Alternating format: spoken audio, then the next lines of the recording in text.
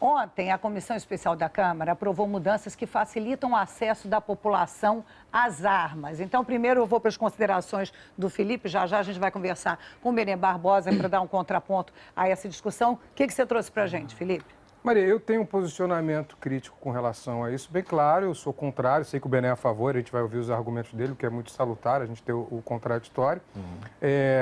Sei também que a maior parte dos nossos assinantes também é favorável a essa mudança, então, ou seja, contrária aos meus posicionamentos, mas eu trouxe algumas mudanças, trouxe uma listazinha. Eu fiz diferente dessa vez. Eu quis trazer o contraditório e para depois discutir a partir do contraditório. Eu nem sabia que o Benê ia participar, mas é muito bom que ele participe, porque assim a gente pode debater. Fiz uma arte com as principais mudanças para a gente dar uma olhada. Vamos ver se a gente consegue ver aí na tela. Foi aprovada ontem numa comissão especial, ainda tem que ir a plenário, viu, Maria? Ainda vai a plenário na Câmara e tem algumas emendas que ainda vão ser votadas. O que muda? A posse. Primeiro de 25 para 21 anos para comprar, tá? Não está aí na arte, mas diminui a idade de 25 para 21 anos. Você já pode comprar a partir de 21 anos agora. A posse, antes você precisava renovar a cada 3 anos, agora é definitiva. Comprou a posse, você não precisa mais voltar para renovar. O porte, você precisava ser renovado a cada 3 anos, agora vale por 10 anos. Direito de uso. O direito de uso inclui o local de trabalho. Ou seja, se a gente discutir aqui, eu posso ter uma arma aqui. Esse aqui é meu local de trabalho. Vamos ver se o Benê concorda com isso. Podemos esse aqui é meu entrar local aqui de trabalho. na boa. Ó, o Benê já está na linha. Deixa eu falar um pouquinho com ele antes de passar para você. Pois é, porque os nossos assinantes, né, são, na maioria, a favor dessas mudanças que foram aprovadas ontem na Comissão Especial da Câmara. Como disse o Felipe, ainda precisa ir para o plenário da Câmara. Aí pediram para eu trazer um convidado que tivesse também esse ponto de vista. Chamei, então, um especialista no assunto, que é o Benê, professor, advogado, presidente do Movimento Viva Brasil e autor do livro Mentiram para Mim sobre Desarmamento. Benê, boa tarde. Obrigada por participar. Por que a flexibilização, o facilitar o acesso à arma pela população é algo bem-vindo? Desculpa por chamar de Benê. Boa tarde. Boa tarde, Maria Beltrão. Boa tarde a todos os participantes aí. Bom, o PL 3722, né, agora aprovado, o substitutivo do deputado Aldírio Carvalho, ele vem exatamente aí para modernizar a legislação, né, que está vigente no país e, principalmente, né, vem atender aí ao anseio da população, às necessidades da população e, principalmente, o resultado ao referente de 2005, que até hoje foi praticamente aí esquecido pelo governo. Houve um referendo, o Benê lembra bem, porque houve o seguinte, porque quem é a favor do Estatuto do Desarmamento, como era antes, diz o seguinte, como é até agora, né, por assim dizer, diz o seguinte, esse assunto foi discutido 5 anos na Câmara, mas eu acho que esqueceram de combinar com a população, não é isso, Benê? Eu não sou a favor da flexibilização, não, mas sei que a maior parte da população é a favor da flexibilização. Houve um referendo, como disse o Benê, e a população disse isso. Então, qual o balanço que você faz desse Estatuto do Desarmamento que está aí vigindo há 12 anos? Por que ele não é bom? Por que essas mudanças têm que acontecer? Bom, ele foi um fracasso total e absoluto, né? Era um fracasso já esperado, uma vez que não há nenhuma pesquisa, nenhum caso em concreto do desarmamento sendo utilizado com sucesso para a redução da criminalidade e a redução dos homicídios, né? Então, nada mais óbvio do que se mudar a direção do que se está fazendo até hoje, né? Nós temos aí, fechamos 2014 com 58 mil assassinatos no Brasil, que é um número completamente absurdo e inaceitável, né? E o Estatuto não fez a menor diferença no combate e na redução à criminalidade. Mas tem gente que acha justamente que esse número poderia aumentar, dando acesso à população às armas. Você acha que não? Pelo contrário, a população tem direito a essa legítima defesa, a estar também armada. Isso não pode causar aí um ciclo vicioso de mais violência, Benê? Posso entrar uma pergunta em cima dessa, Maria? Você acha, Benê, que o fato de uma pessoa ter uma arma, no momento que ela reage a um assalto, ela está mais protegida do que a pessoa que não tem uma arma? Sim, eu acho, né? Até porque se eu não achasse isso, eu não estaria lutando há 20 anos sobre essa questão, né? E há pesquisas que apontam exatamente para isso. Não há nenhuma pesquisa que foi feita no Brasil, tá? Uma das únicas pesquisas foi feita nos Estados Unidos e ficou comprovado que aquelas pessoas que reagem armadas, né, a alguma tentativa de agressão, elas têm menos chance de saírem feridas ou mortas desse confronto, né? Mas isso antes de tudo, algo absolutamente pessoal, né?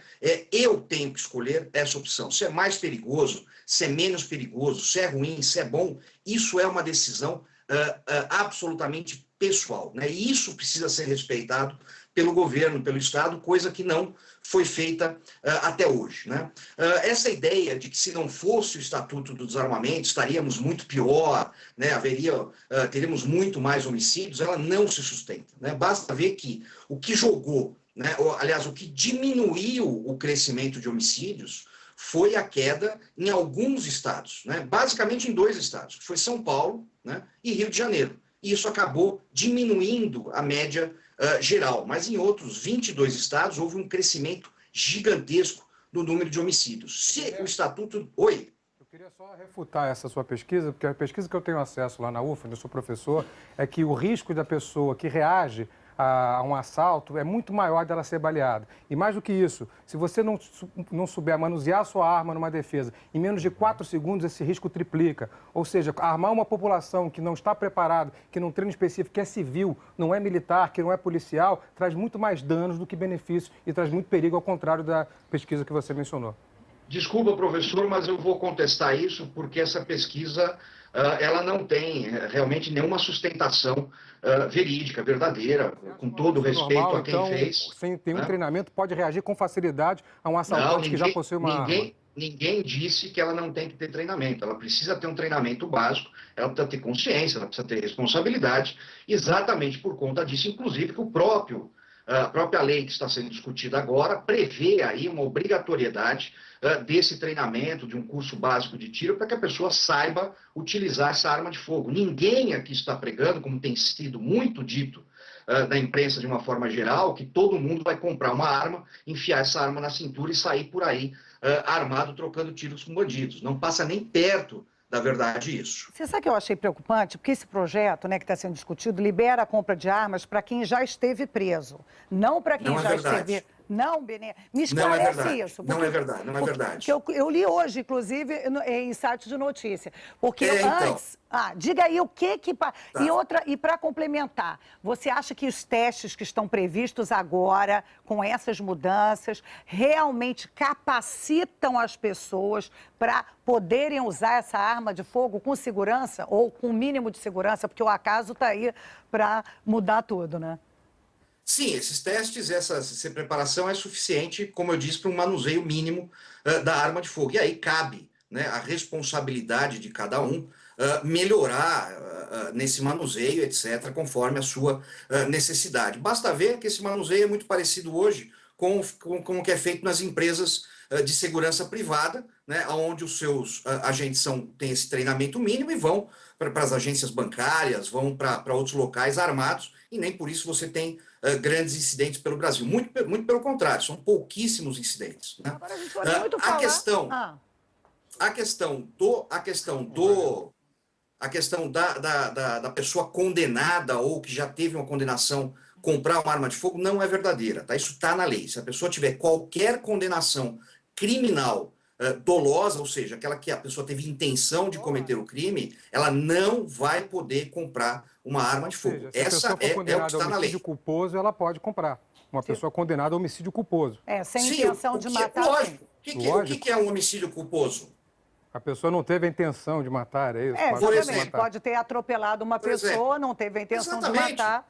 Qual é o risco dela utilizar essa arma de uma forma violenta porque ela foi condenada por um crime culposo? Nenhum, isso não tem. A lei também fala em locais de trabalho, isso inclui os taxistas, ontem isso foi excluído, mas ainda vai ser votado uma possibilidade de incluir taxistas e caminhoneiros. O senhor não acha isso perigoso, já que a gente tem discussões no trânsito e tudo mais, que um taxista, já que é local de trabalho dele, possa portar uma arma?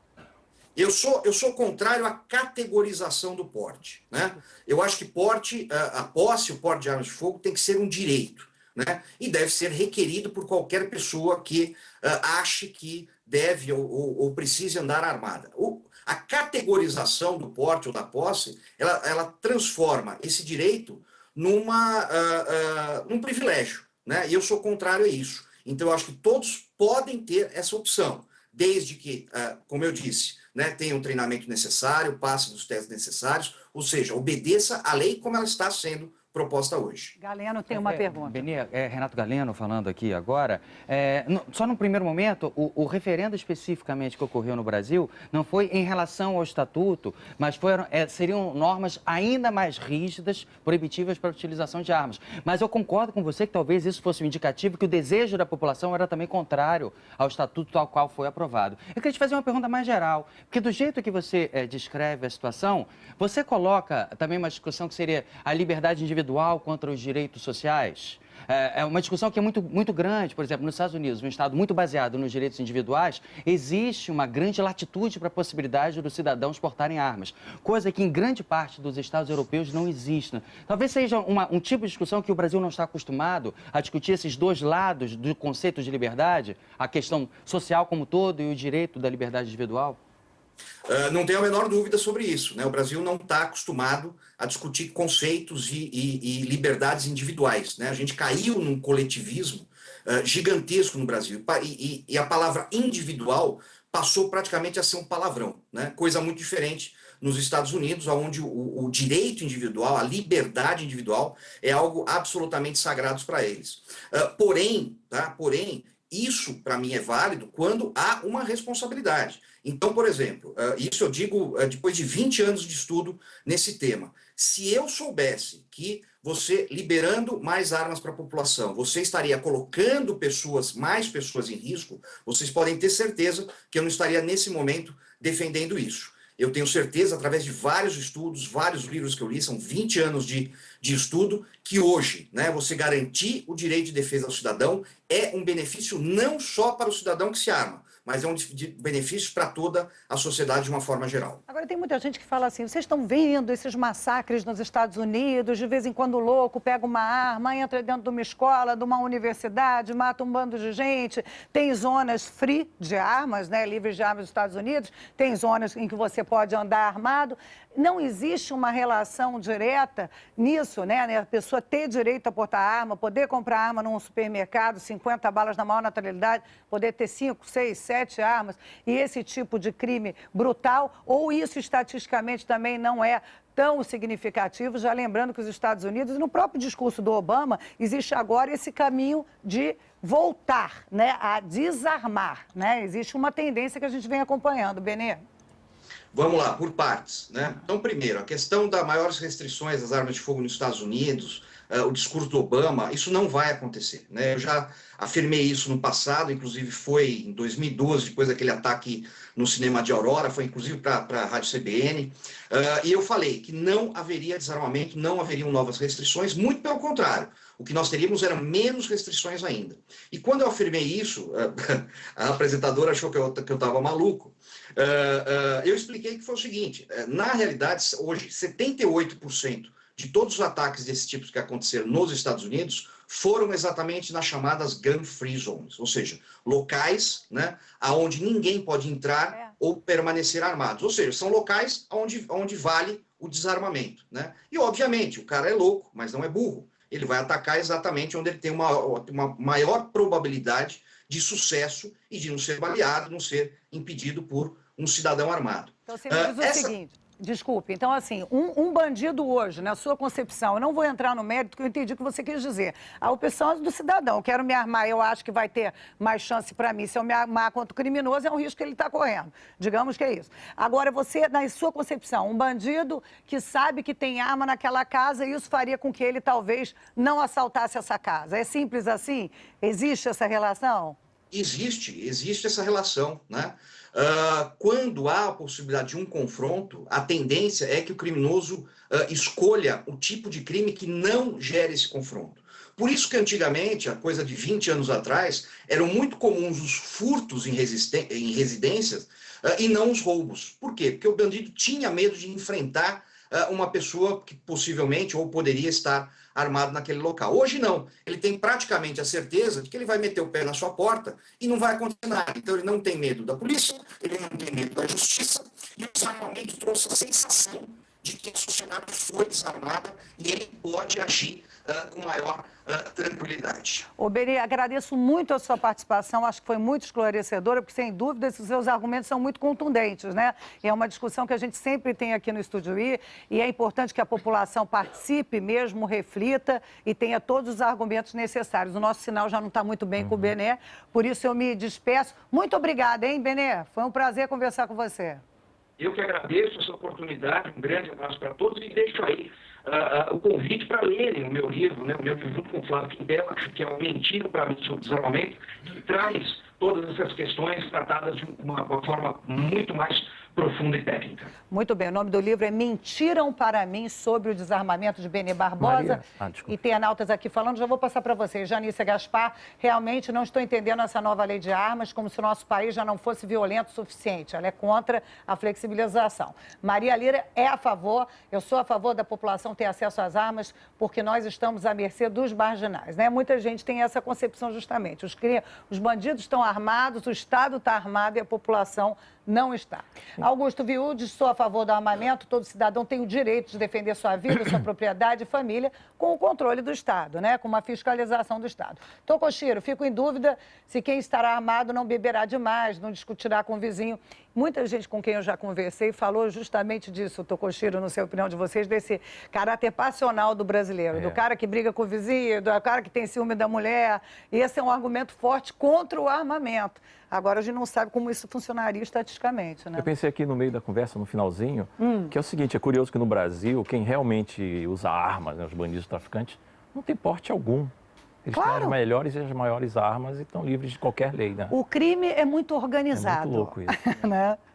Maria, é ótimo esse tipo de discussão, né? Na verdade, a única coisa que eu sinto dificuldade, tanto para quem defende, para quem é contra isso, é traçar muito facilmente relações causais, ou seja, porque tal coisa acontece, tal resultado Você sabe que é nem necessário. a ONU conseguiu, né? A ONU tentou fazer um estudo em que colocasse algum tipo de relação entre desarmar e diminuir a violência ou entre armar e aumentar a violência. E é muito difícil e você não traçar conseguiu chegar a essa conclusão. Ou seja, isso leva necessariamente àquilo. É difícil, mas é muito bom quando a discussão se estabelece, todo mundo passa a perceber que há pessoas de boa fé, de ambos os lados, que querem o melhor para a sociedade como um todo, Maria.